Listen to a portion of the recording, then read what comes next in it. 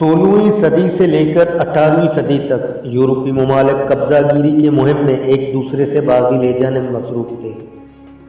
کہیں وہ براہ راست حملہ کر کے قبضہ کرتے اور کہیں تجارت یا کسی اور بہانے سے داخل ہوتے۔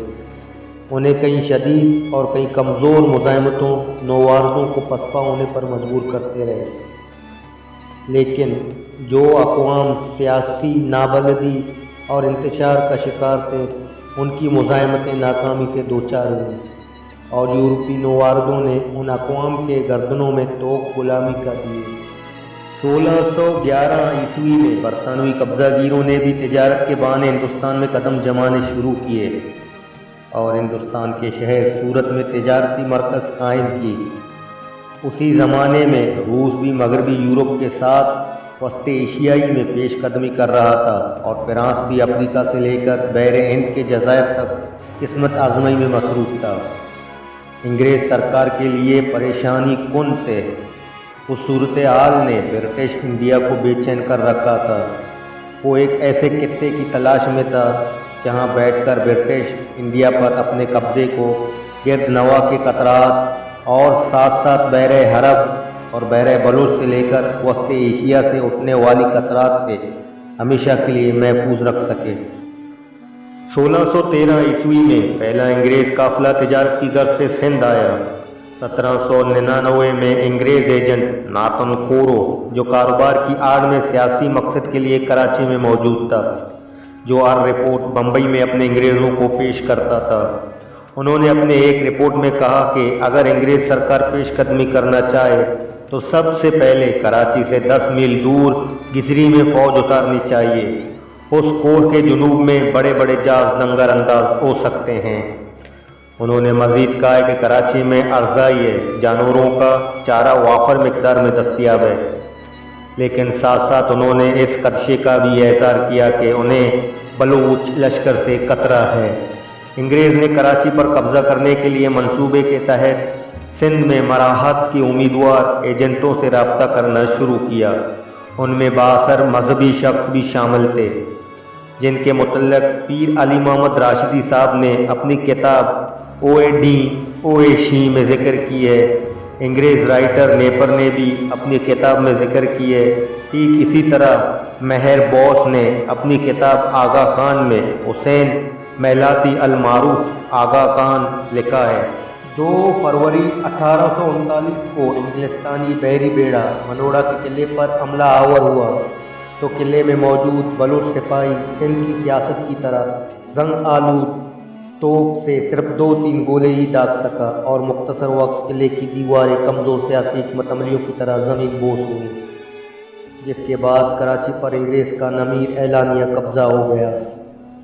انگریز جب قلعے میں داخل ہوئے تو پتہ چلا کہ قلعے میں ان کے مقابلے پر ایک عورت، باما شیر خوار بچہ، ایک عمر رسیدہ شخص اور ایک سپاہی ان سے مقابلہ کرتے رہے۔ انگریزوں کے کراچی پر قبضہ کرنے کے بعد میروں کی طرف سے مزاحمت کا دائرہ سمٹ کر رہ گیا۔ اس وقت کراچی سرسبز چراگاہوں، جن میں سندھی اور بلوچ قبائل حکمرانی کرتے تھے، انگریزوں کو ان قبائل کی طرف سے شدید حملوں کا خطرہ ہمہ وقت پریشانی کیے رہتا تھا۔ انگریز سرکار نے یہ ذمہ داری اپنی مددگار تاجر ناؤمل اوت چند کو دی۔ کراچی پر قبضے کو چند ماہ ہی گزرنے نہ پائے تھے کہ میر نوتک کے بیٹے چاکر نوتک کلمتی نے اپنے دوستوں کے ساتھ مل کر گوریلا حملوں کا آغاز کر لیا۔ انگریز قبضہ گیریت کے خلاف کراچی میں ناکام مزاحمت کے بعد یہ پہلی بغاوت تھی۔ چاکر نوتک کلمتی مختلف اوقات میں چھاپہ مار دستے کے ساتھ برطانوی سپاہیوں پر حملہ کرتا رہا۔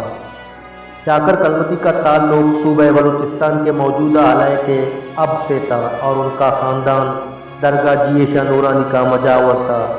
گل حسن کلمتی اپنی کتاب کراچی کے لافانی کردار کی پہلی جلد میں لکھتے ہیں کہ چاکر کلمتی کا تعلق کلمتیوں کے رجیرہ شاخ سے تھا۔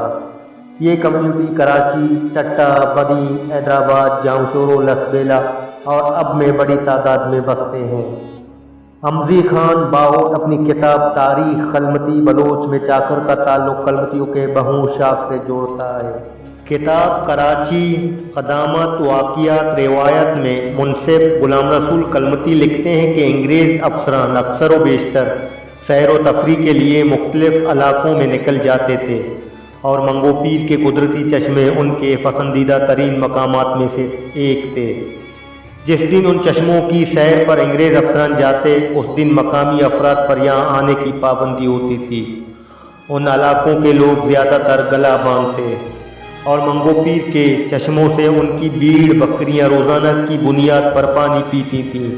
انگریزوں کی جانب سے لگائی جانے والی پابندی سے لوگ متاثر ہوتے تھے اور انہی پابندیوں نے لوگوں میں نفرت کی جذبات کو بھڑکا دیا تھا۔ کراچی شہر کے اطراف میں خاص طور پر ملیر، کوہستان اور اب تک کے علاقے قبائلی چراگاہوں پر مشتمل تھے اور قبائل صدیوں سے آزاد حیثیت میں یہاں بس رہے تھے۔ خیر، چاکر نوتک کلمتی نے انگریزوں کے ایک قافلے پر حملہ کر دیا جس میں کیپٹن اینڈ باز، تلفظ میں کیپٹن آؤنٹ، اپنی بیوی اور کئی ہندوستانی سپاہیوں سمیت قلعے سے دور سیر سپاٹے کے لیے نکلا تھا۔ حملے میں کیپٹن سمیت کئی سپاہی مارے گئے۔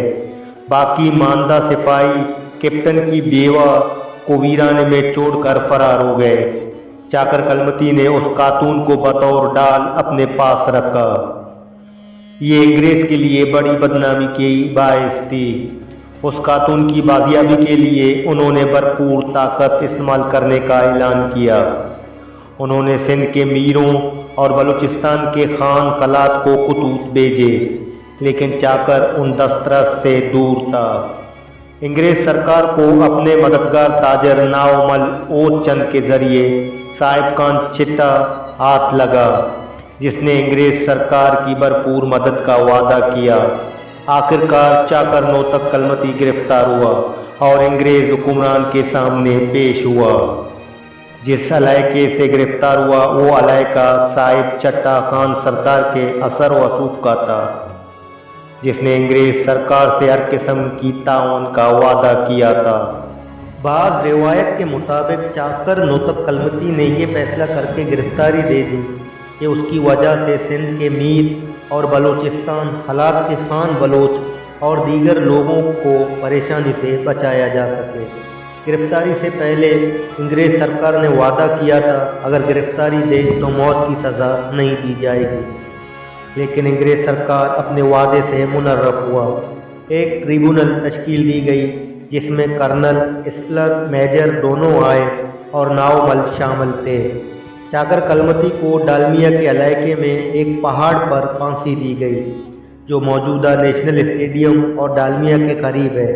البتہ ان مہذب ظالموں نے اس کی لاش کو کسی ویرانے میں پھینکنے کے بجائے احتراماً اس کے ورثہ کے حوالے کیا۔ اس پھانسی سے پہلے جب چاکر نوتک کلمتی سے ان کا آخری خواہش پوچھا گیا تو اس نے خواہش کا اظہار کیا کہ اس کے چہرے کو کپڑے سے نہ ڈھانپا جائے تاکہ زندگی کی آخری سانس تک سرزمین کی خوبصورت مناظر اس کی آنکھوں سے اوجھل نہ ہو۔ انگریزوں کی طرف سے آخری خواہش پورا کیا گیا۔ رچرڈ برٹن نے سن 1851 عیسوی میں لکھی گئی کتاب سندھ ایک اداس وادی میں ڈالمیا کی اس پہاڑی کا ذکر کرتے ہوئے لکھا ہے کہ چوٹی پر ایک لکڑا لگا ہوا ہے جو کہ ایک قبر کا نشان ہے۔ اس شخص کا اصل نام فقیر تھا اور اس نے ایک انگریز افسر کو مارا تھا جس کے جرم میں انہیں یہاں پھانسی پہ چڑھایا گیا۔ مقامی لوگ ان کو غیبی طاقت والا شخص سمجھتے تھے اور ان کے زیر اثر کچھ لوگ ڈاکو بن گئے تھے۔ گولسن کلمتی کے نزدیک سن 1913 کے سروے نقشے میں اس جگہ کا نام جبل چاکر پھانسی موجود ہے جو آج بھی چاکر پھانسی کے نام سے مشہور ہے۔ غلام رسول کلمتی لکھتے ہیں کہ پہاڑی پر ایک تختہ گاڑ کر اس پر جھنڈا لگایا گیا اور اسے زیارت کی حیثیت حاصل ہو گئی اور اس پہاڑ کا نام چاکر پاؤ رکھ دیا گیا۔ چاکر خان کی میت پہلے منگو پیر لے جائی گئی، پھر وہاں سے شاہ نورانی لے جا کر دفن کر دی گئی۔ چاکر کے خاندان کے لوگ آج بھی شاہ نورانی کے مجاور ہیں۔ کیپٹن اینڈ کی سپاہیوں کی تدفین بندر روڈ پر واقع مسیحوں کے قبرستان میں کی گئی۔ یہ مسیحوں کا پہلا قبرستان تھا جو جامع خلاص سے پہلے اقبال سینٹر کے عقب میں واقع تھا، جس کا اب نام و نشان نہیں رہا۔ غلام رسول کلمتی لکھتے ہیں کہ 3 سال کے بعد ایک نئی مزاحمت کا سامنا تھا جس کے سرغنہ چاکر کلمتی کا پیروکار سائی داد کلمتی تھے۔ ایک روز انگریز فوج کا ایک دستہ ملیر ندی پر گشت کر رہا تھا کہ حملہ کیا گیا۔ حملہ آور سائیں داد اور ان کے 4 ساتھی تھے۔ اس حملے میں 2 سپاہی مارے گئے اور سائیں بھی اپنے ساتھیوں سمیت ہلاک ہو گئے۔